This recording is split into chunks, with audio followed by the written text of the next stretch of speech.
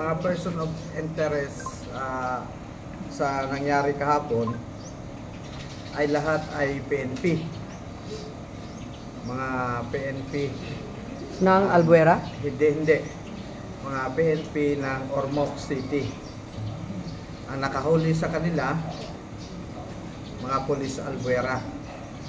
Ang mga salarin, ang mga person of interest, sila si Police Colonel Redante E. Arisa.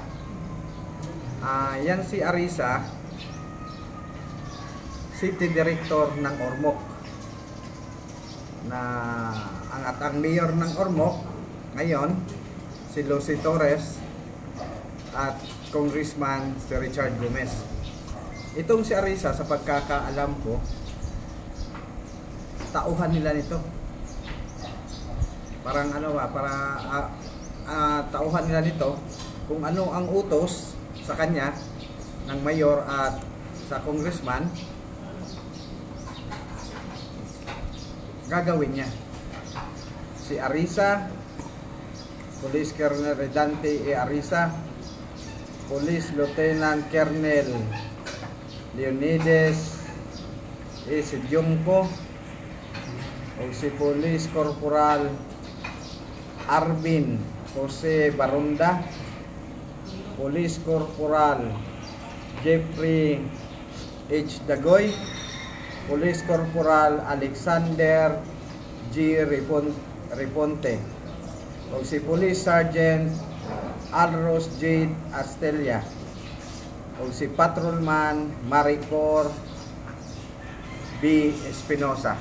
Sir, yung nasa custody ng Leyte PNP, sino siya? Yung binanggit ko, si Police Colonel Redante E. Arisa. Siya sa nahuli, sir? Doon mismo sa crime scene. Doon sila nabutan ng mga Police Albuera at yung mga supporters natin sa bahay ni Pipop Soko ba yun? Pipop Soko.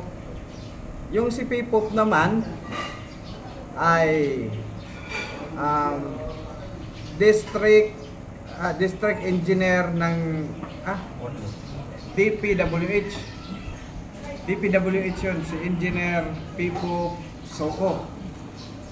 Ang pagkakaalam ko sa relasyon nila sa Gomez at Torres at Mirama, siya ang bagman last election. Doon sa kanilang bahay, doon talaga itong 7 person of interest na nakordon ng taong bayan at sa mga pulis. Sir, may we know kung anong ginamit na armas?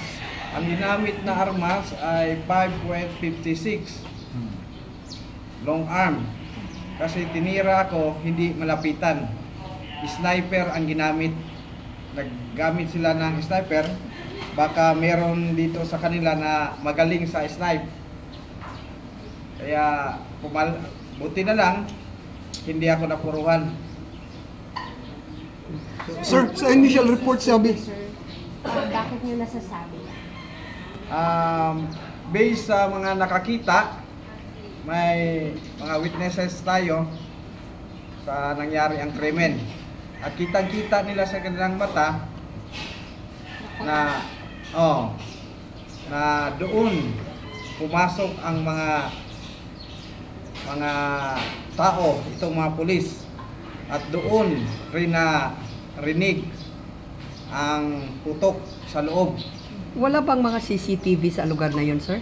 Kasi interior interior barangay ng Tinagan, Albuera, Leyte. Pero yun bang isa sa mga persons of interest, yung mismo gunman, kasali ba yun?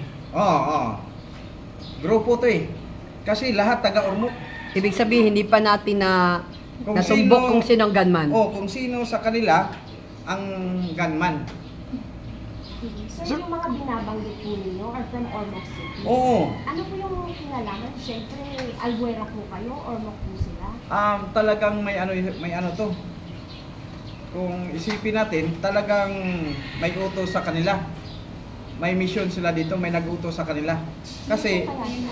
ha? Sino po kaya? Siguro mahirap naman pag mag tayo, mag-akusa ng tao. Basta under ito nila ni Mayor Jose Torres, Richard Gomez. Pero hindi ko sinasabi na sila ang nag-utos ito.